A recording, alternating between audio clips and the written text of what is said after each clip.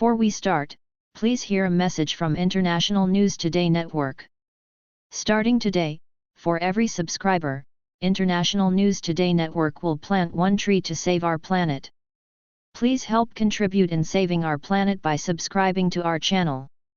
One subscriber equals one tree. Thanks. The BJP on Saturday accused Sonia Gandhi of being the driving force behind an alleged plot to implicate Narendra Modi in the 2002 Gujarat riots, drawing on an affidavit that Gujarat police have placed in court to oppose bail for social activist Teesta Setalvad. A special investigation team, SIT, has said in an affidavit before a sessions court that Setalvad and retired IPS officers R.B.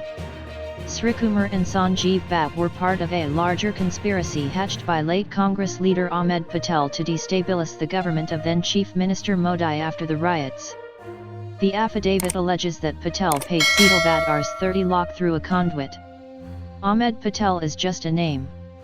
The driving force behind Ahmed Patel was his office, Sonia Gandhi, BJP spokesperson Sambit Patra said at a media briefing, underlining that Patel was Sonia's political secretary.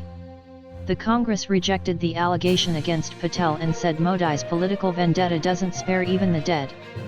Congress Communications Chief Jairam Ramesh issued a rebuttal and condemned the vilification of a deceased person, who is unable and unavailable to refute such brazen lies. The Prime Minister's political vendetta machine clearly does not spare even the departed. This sit is dancing to the tune of its political master and will sit wherever it is told to, he said. We know how an earlier sit chief was rewarded with a diplomatic assignment after he gave a clean chit to the chief minister, over charges of complicity in the 2002 riots. Patel's daughter Mumtaz said, I guess his name Ahmed Patel still holds weight to be used for political conspiracies to malign the opposition. Why then, during the UPA years, 2004 to 2014, was Teesta Setalvad not rewarded and made a Rajya Sabha member, and why did the Modi-led centre, up until 2020, when Patel died, not prosecute my father for supposedly hatching such a big conspiracy? Ramesh said, the Indian National Congress categorically refutes the mischievous charges manufactured against the late Ahmed Patel. This is part of the Prime Minister's systematic strategy to absolve himself of any responsibility for the communal carnage unleashed when he was Chief Minister of Gujarat in 2002. It was his unwillingness and incapacity to control this carnage that had led the then Prime Minister of India, Atal Bihari Vajpayee, to remind the Chief Minister of his Raj Dharma duties as a ruler. Ramesh added, giving judgment through the press in an ongoing judicial process, through puppet investigative agencies who trumpet wild allegations as supposed findings, has been the hallmark of the Modi-Shah duo's tactics for years. This is nothing but another example of the same. Through the 2 decades during which the riot cases have been heard in the trial courts, Gujarat High Court and the Supreme Court, the Gujarat police have never furnished any evidence suggesting Patel hatched any conspiracy or funded activists to destabilize the government. The SIT has said that Setalvad, a critic of the then Modi-led Gujarat government's role during and after the riots, nursed ambitions of getting into the Rajya Sabha. However, a wait of 20 years appears inordinately long for a Rajya Sabha nomination. Setalvad was arrested on June 25, a day after the Supreme Court upheld the SIT's clean chit to Modi over the riots and said those who kept the pot boiling through false depositions should be put in the dock. Her arrest has drawn widespread condemnation in India and abroad. Patel, a Gujarat native, had been a key political player in the country for more than 2 decades. The BJP's hostility towards him was demonstrated in its desperate bid to block his re-entry into the Rajya Sabha in mid-2017.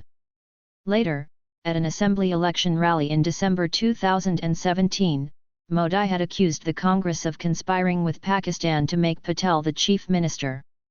Posters mysteriously appeared at a few places appealing to Muslims to unite and help Patel become chief minister. The Prime Minister had gone on to allege an international conspiracy to defeat the BJP in the Gujarat election.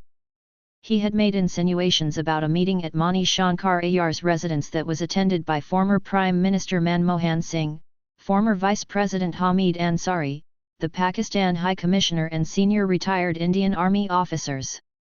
All those present at the meeting had expressed outrage at Modi's charges and denied any political objective behind the event. Manmohan Singh had expressed pain at the ill-thought transgression by Modi and asked him to apologize for the innuendos and falsehoods. After winning the Gujarat election, the BJP promptly forgot about the whole thing instead of pursuing it legally. But the Congress kicked up a ruckus, shutting down Parliament to demand an apology from the Prime Minister. The then leader of the Rajya Sabha, Arun Jaitley, finally tendered an apology admitting that what the Prime Minister had said was wrong. But Modi himself has never spoken about the matter since.